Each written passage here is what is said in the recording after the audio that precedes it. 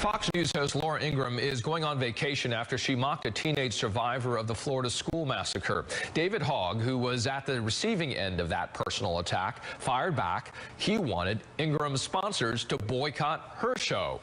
A wave of companies, including Hulu, Nestle, and TripAdvisor, have since dumped Ingraham. The Fox host, meantime, issuing this apology in the spirit of Holy Week for the hurt her tweet caused Hogg or any of the brave victims of Parkland. Hogg has not accepted her apology, saying it was too little too late. Meanwhile, he and his classmates are keeping up their fight against gun violence and say they will not be distracted here. Joining us right now, Daniel Duff, freshman at Marjorie Stoneman Douglas High School in Parkland, Florida. Alessia Modjarrad, a member of Students for Gun Control in Montgomery County, Maryland. Thank you both for being here, and I want to start with you on this, Daniel. You've watched the number of companies grow just within the days.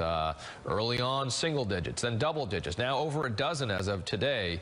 What's your reflection on what the host from Fox News said, and then what's been happening so far after one of your classmates here, Hogg, responded? What do you think of what happened so far? Well, first of all, I think it's kind of irresponsible that she would call him out on that for not getting accepted into one of the colleges. But secondly, I think that he did the right thing to kind of ask for a boycott in a sense, and I am happy that the companies that were advertised followed through with that.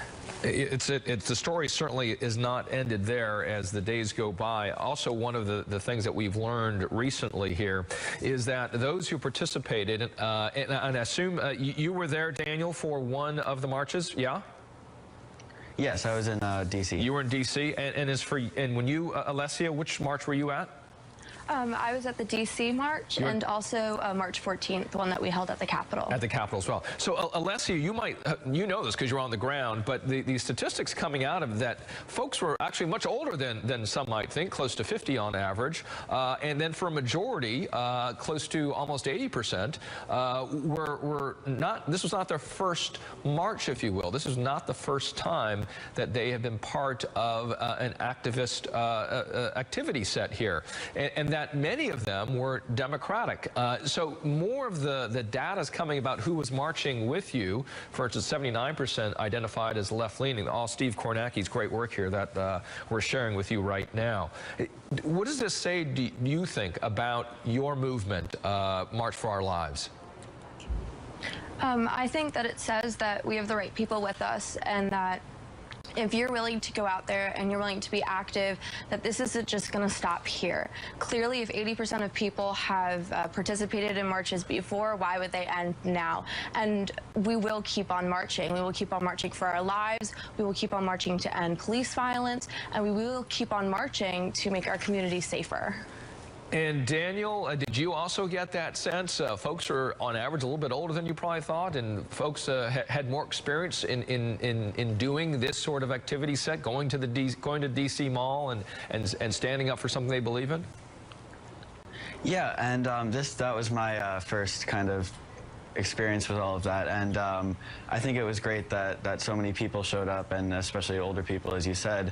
I definitely thought the people that listened to us were definitely a younger crowd, and it's great that we have a lot more support. Yeah, Daniel, what you're saying is folks from all age groups, right, we're listening to what this very important group of teens were saying. Let's look forward.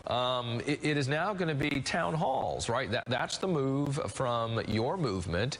That's the next step in the coming weeks. Tell us about what that plan is and what you hope to do with these different town halls across the country. Daniel?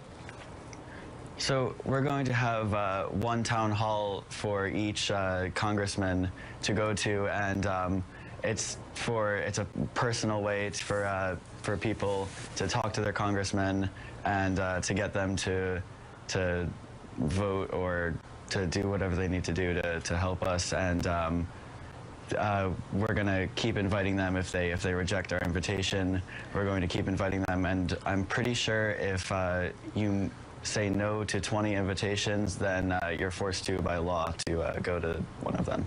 Alessia, if you are going to one of these town halls that these various candidates are organizing on their own, or one that you are organizing, what's your message?